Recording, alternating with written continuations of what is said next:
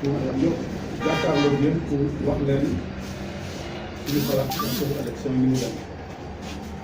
waaye bala ñu tàmbali dañuy féliciter la coalition gagnante bi nga xam ni vote yi amagul ci Touba ñoom ñoo jiitu ñu leen ci féliciter nangu nañu victoire boobu te jàpp naa ni ñëpp dañ ko war a nangu bu ñoo gagné ci département leneen li tegu mooy ñaaw élection yi ni mu demee fii ci département ndax ñu am démb daf ñu delloo ay at ci gannaaw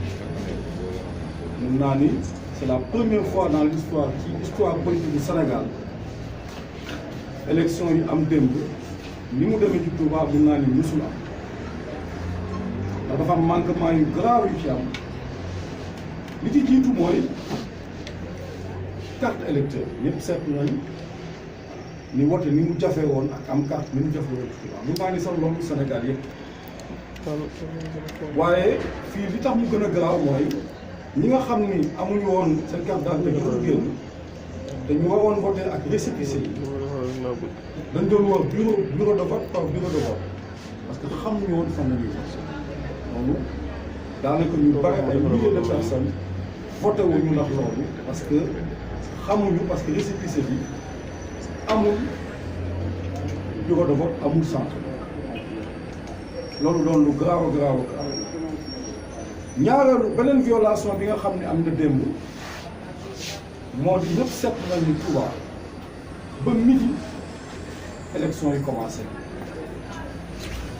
alors loolu nit ñi dañuy jàpp ni problème de organisation la mais ñun li ñu jàpp ci suñu coalition Manko Taxawu Sénégal moo di loolu ñu organiser la lu ñu tay la def ko te loolu ñu ko def ki ci jiitu mooy sous-préfet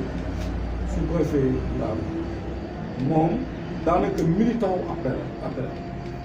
daanaka nguur gi la fi newaloon am pété am far daanaka ni ministère de l'intérieur parce que ñun yàgg nañu wax ni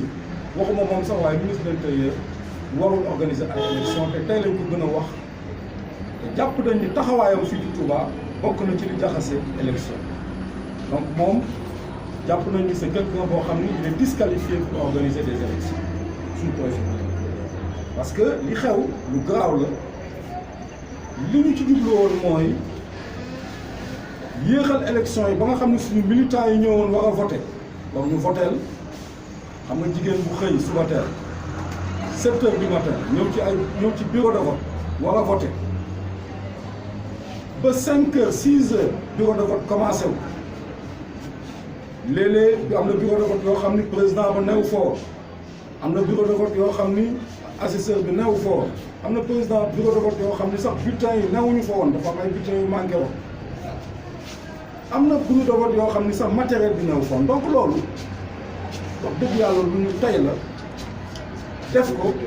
pour wàññi électorat Touba parce que li ñu ci jublu mooy fexe ba Touba le minimum voté parce que xamoon nañ ni ñoom dañ koy ñàkk donc bu fekkee ni lu néew moo voté bu boobaa électorat bi du am incidence ci liste nationale loolu képp la ci jublu woon te loolu mun naa ni atteindre nañ seen objectif ci fànn boobu parce que ñëpp seetlu nañ ni Touba militants yi dañu mujj ñibbi parce que dañu xaar ba xaar li nga xam ne am na bureau de vote yi ñu dem fekke ko da ngay gis bureau de vote boo xam ni ña fa nekk muy président bureau de vote muy même représentant parti yi sax amuñu woon fu ñu toog parce que da ngay gis bureau boo xam ni 10 mètres carrés la 6 xaju fa taabal xaju fa ñu jël bulletin yi teg ko ci suuf démb ku def dugg bulletin li sa xel li dem mooy da ngay jàpp ni marché nga ne dañuy jaay mel na ñuy nekk marché di jaay ay tomate wala di jaay ay carotte wala di jaay ay pomme loolu moo xewoon démb ci bureau de vote yi te loolu moo amoon fépp démb ci Touba alors leneen li nga xam ni seetlu nañ ko également mooy sur les 583 bureaux de vote yi nga xam ne am na ci Touba 363 yi fa la vote am 220 bureaux de vote 220 bureaux de vote élection amu fa parce que matériel électoral bu newu fa loolu responsabilité état moo waroon organiser élection yi donc loolu ñu ngi koy ñaawlu lool ndax privé nit droit de vote am lu garaaw te 220 bureaux de vote yooyu boo ko doon xayma mun naa ni 132 000 à peu près électeurs voté wuñu ko 132 000 électeurs ce qui fait que boo ko doon xayma téeméer yu ne mun nañ ni presque ñeent fukki voté wuñu ci bureau de vote yi waaye ci en terme électoral 132 000 personnes électeurs voté wuñu ko alors loolu doon lu garaaw alors mu mel na Touba dañ ko bett mu mel na Touba daanaka li xew démb sabotage la parce que li xew ñëpp seetlu nañ ni ñëpp na seen xol fees ñëpp a jaaxle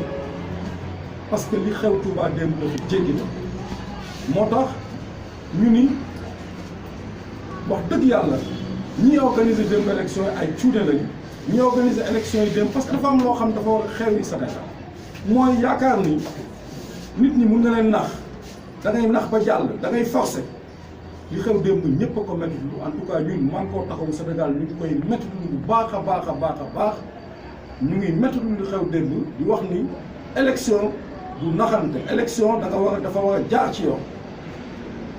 mais lii yëpp ñun xamoon nañu ko bettuñu parce que xamoon nañ ni wax nañ ko ci njëlbeen opposition yàgg na ko wax yàgg nañ wax ni refonte bi ñuy def bàyyi ba élection jub nga ne da ngay sensé ay carte électorale loolu am na lu ci laxasu woon te li xew démb wane na ko def nañ ko Touba mais même Dakar ñu ngi bëgg confisquer victoire opposition bi te li ñuy bañ mooy ñu def ko Touba nous n'accepterons pas que ñu confisquer victoire bi nga xam ne moom la opposition am maa ngi leen di wax ni ñun de bi ñu dem ci élection yi li ñu yitteloon mooy nguur gi mu fi gañ donc ñun li am victoire bu PDS ndam la pour ñun parce que jàpp daal ni loolu lañ doon ñaan te loolu yàlla defal nañu ba bërki démb diñ leen suba la élection yi waa PDS ñoom ñëpp responsable coalition gagnante ñoom ñëpp fi lañ daje suñu ndaw yëpp daje fi ñu waxtaan ñu ni lépp lu jëm ci wàllu processus électoral bi daañu àndandoo def ko daañu àndandoo saytu élection yi loolu dañ ko def moo tax ñu ngi doon ñaawlu li xew démb ndax xam nga élection jib nga jël tête de liste jàpp ko loolu ñaaw loolu yëpp li ñu ci jubloon mooy wax bañ a am ñu def li ñuy def nag li ñu bëggoon am nañ ko mooy fexe ba nga xam ni électoral Touba ñu wàññi ko au maximum ba nga xam ni ñu bëri duñu wote loolu ñu ngi koy ñaawlu jàpp nañ lu ñaaw la jàpp nañ ni rafetul jàpp nañ ni politique du naxante politique éthique la te li xew démb wax dëgg yàlla ñaaw na lool